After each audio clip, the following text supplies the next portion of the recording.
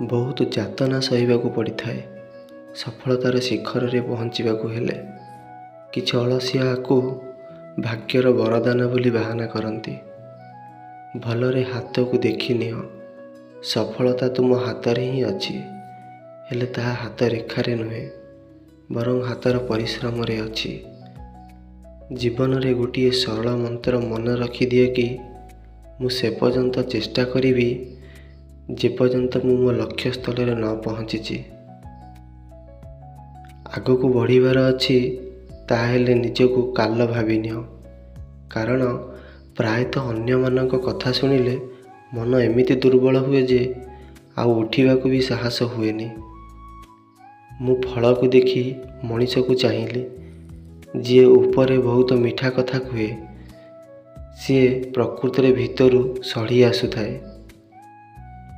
ଯଦି କିଏ ଅଣଦେଖା କରୁଛି, ତା ପାଖରୁ ଦୂରେଇ ଯାଅ, କାରଣ ସମ୍ପର୍କ ତା ସ୍ଥାନରେ ଯେତିକି ଠିକ୍, ସେତିକି ନିଜ ମନ ଦର୍ପଣ ସାମ୍ନାରେ ନିଜ ଆତ୍ମସ୍ୱାଭିମାନ ଠିକ୍।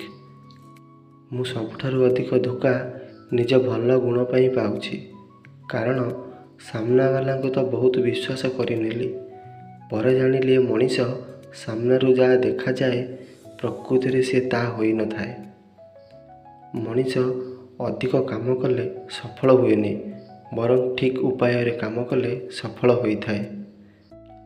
କ୍ରୋଧ ଆସିଲେ ନିଜକୁ ସମ୍ଭାଳିବା ଶିଖନ୍ତୁ, ନହେଲେ ଏଠି ଚାଲାକ ଲୋକଙ୍କର ଅଭାବ ନାହିଁ।